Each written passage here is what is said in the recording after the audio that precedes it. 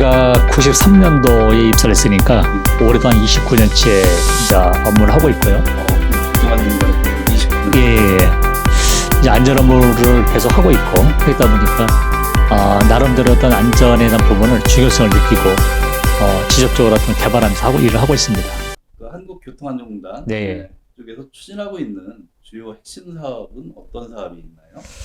사실은 이제 공단에서 여러 가지 사업을 하고 있는데 현재 2021년도 4차 산업혁명에 맞게 하고 있는 부분이 자율차, 자율차 주행한 부분이고, 두 번째는 드론, 국민의 안전을 편히 열어주는 드론 사업, 그리고 4차 산업의 혁명이라고 꽃이랄 수 있는 빅데이터, 이 세 가지가 공단의 어떤 신규 사업 발굴과 또 추진하는 사업이라 볼 수 있습니다. 4차 산업의 계획 관심사가 자율주행이거든요. 그렇죠. 자율주행을 어떻게 하면은 말도 스위치 하나만 가지고 운영할 수 있을까? 현재 이제 공단에서는 올해는 이제 레벨 4 자율주행 어떤 구축하는 부분이거든요. 그래서 어떤 레벨 4를 구축할 수 있는 어떤 기상 환경을 구축하는 부분이고, 그래서 KCT에 또 고도한 부분이 나오고요. 두 번째는 이제 국민의 편익을 주는 드론 사업입니다. 아주 정부에서 요즘 최근에 도시공항 어떤 교통 노드맵을 발표했거든요. 그래서 결국은 이제 공단에서는 발맞춰서 안전한 드론 환경을 조성하는 부분입니다. 그리고 이제 마지막으로 빅데이터라는 것은 교통 안전에서는 기존의 방식은 어렵고 빅데이터를 분석해서 맞춤식 안전 지도 또 사업 발굴 이런 부분이 어떤 중점이라 볼 수 있습니다. 사실은 이제 경기 북부 본부라는 조직은 결국은 이제 본사에서 전체적인 틀을 잡아주고 틀에 맞춰서 지역 본부의 어떤 목표의 사망자 사고 어떤 이런 부분을 목표를 주는 것이죠. 결국 이제 이 경기 북부라는 것은 지역이 상당히 덥습니다. 10개 시구이라는 게 있고 특히 포천 같은 경우는 뭐 서울의 1.4배 정도 넓은 지역이거든요.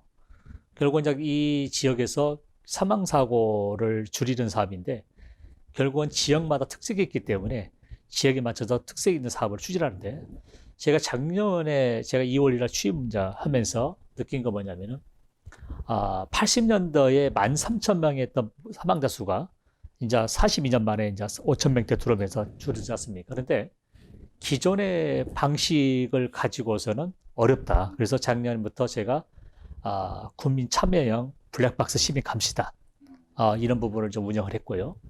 또는 이제 국토부하고 하고 있는 이륜차 공익제보단 이런 부분을 국민들이 참여해서 자기 지역의 교통안전 지킴으로써 어떤 사망사고를 줄이자 이런 부분을 비대면 상태의 사업을 좀 많이 추진했습니다. 지역에 공단의 역할로 성과가 있었다면 뭐 어떤 성과가 있을까요? 사실은 작년에 저도 안전 업무를 하면서 작년 상당히 어려운 부분이 있었습니다. 이거는 안전 업무라는 것은 비대면보다는 대면 상태가 많았거든요. 운수회를 찾아가거나 뭐 캠페인을 하거나 이런 부분이 설거 이제 대면 상태인데 비대면을 하다 보니까 상당히 저희들도 하는 방법이 많이 서툴렀죠. 작년에 이제 교통사고 사망자는 제가 목표보다는 한 명씩을 증가했습니다. 그렇지만은 코로나 상태에서 또 안전 업무는 최선을 다했다.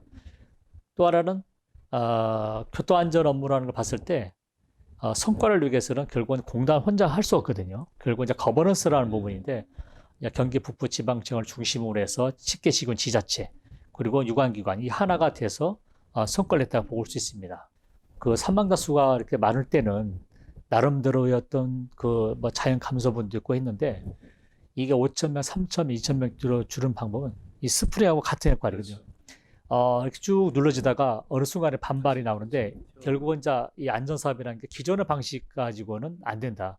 결국은 이제 데이터를 분석하고 어떤 거버넌스에 강화하고 근데 국민 어떤 개개인의 문화 수준 이 부분이 하나가 됐을 때 줄어들 수다 이렇게 보고 있죠. 어쨌든 뭐 한국교통안전공단에서도 이 자동차, 네. 뭐 도로교통 부분에서 안전도 물론 전 국민 상대로 열심히 또 홍보도 하고 또 개선 사업도 많이 하시지만 네. 사실 굉장히 중요하게 역점으로 두시는 게 사업용 차량의 어떤 안전 문제, 네, 사고 감소를 굉장히 그러니까 중점적으로 굉장히 노력을 많이 하시잖아요. 맞습니다. 네. 그런 측면에서 본다면 경기 북부의 어떤 사업용 차량 관련해 갖고 지역적 특성이 있다면 어떤 특성이 있을까요? 지금 경기 북부는 도로 복합 지역이 많습니다. 다시 말씀드리면은 예, 복합지역. 그러니까 결국은 농촌 지역을 많이 다닌다고 보시면 있고요. 또 도로 환경이 이렇게 썩 좋지는 않다는 것이죠. 도심에 비해서는 도심에 여러 비해서 가지 예, 여러 예, 가지 예. 있다는 거죠. 환경이 그래서 사실은 이제 사업용을 줄이는 부분은 최근 이제 코로나 이후에 사업용 어떤 운수회사의 환경을 상당히 낙후됐거든요. 어렵고 그런데 사업용은 여전히 이렇게 증가하고 하고 있다는 거죠. 결국은 제가 그냥 판단한 건 뭐냐면은 이 교통사고라는 것은 코로나와 관계가 없다. 결국은 이제 운전자의 의식 이게 필요한데 특히 사업용 같은 거 저희들 분석해 보면은 결국은 운전자가 경력이 많다고 해서 사고가 줄지는 않더라. 결국은 이제 방심 운전, 애찍 운전, 그다음에 그걸 통한 신호 위반 이런 부분이 반복하다 보니까 사업용이라는 부분이 많이 증가하고요. 또 하나는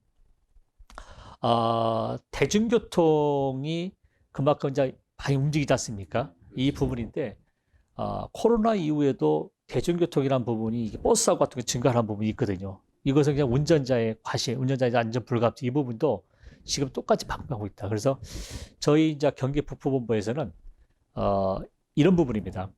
이 블랙박스 시민 감시단의 스티커를 모든 전 차량에 뒤에 다 붙였습니다. 붙여서 운전자 모든 응분이 동참하는 부분이고요. 또 하나는 그 붙인 차량이 위반을 하면은 일반 시민들이 결국은 아니 그 붙인 차량 위반은 결국은 이 부분이 그래서 그렇죠. 그런 상황을 했는데 작년에 이제 상당히 안 좋은 상황에서도 그래도 나름대로 어떤 성과를 얻었다 이렇게 보고 있고요. 지금도 마찬가지지만은 사업용은 항상 어느 차보다도 교통사고를 낼 수 있는 환경은 항상 많이 나와 있다고 보고 있습니다. 최근에 시행한 5030 네, 네, 저는 그 굉장히 좀 바람직하다라고 사실 보는데 근데 택시 기사분들하고 버스 기사분들은 좀 불만이 있으시더라고요. 나름대로 뭐 이렇게 과속도 하고 뭐 했던 네. 분들이 저기 단속도 강화되고 또 속도는 거꾸로 좀 줄여놓고 하니까 약간 좀 불만도 많던데 사실 안전에 미치는 영향은 굉장히 클 거라고 기대돼요. 맞습니다. 네. 좀 어떻게 그 부분에 대해서는 어떻게 생각하세요? 지금 올해 4월 17일부터 시행하지 않습니까? 한 달 됐거든요. 그렇죠. 한 달 약간 넘었는데 지금 불만이 초기에는 있었죠. 불만이 있죠. 왜냐면은 이게 갑자기 무슨 뭐 시행한다는 게 아니고 2019년도부터 또 서서히 준비를 했거든요. 법을 예고도 많이 하고 했었잖아요. 있고 네. 특히나 또 부산이라든가 서울 같은 시범적으로 해서 성공을 했기 때문에 이걸 갖다가 지금 이제 받아들인 입장에서 봤을 때는 특히나 사업용 운전자 같은 불편한 감이 있을 거예요. 그러나 먼 장래적으로 봤을 때는 사망 사고를 줄이고 사고가 안 나면 본인한테 좋거든요. 지금은 약간의 불편성이 있더라도 이게 습관화가 되면은 어렵지 않다고 보고 있고요. 또 어린이를 키우는 또 부모님들은 대단히 환영을 합니다. 그렇죠. 아무래도 이 부분이 빨리 갈 것이냐 넓게 볼 것이냐 이게 저는 갔을 때 이 교통 안전한 부분은 빨리보다는 넓게 그리고 보행자 위주의 어떤 그 소통 자동차 소통이 아니라 보행자 위주의 방법이기 때문에 조금만 기다리시면은 습관이 되면 괜찮을 걸 보고 있습니다.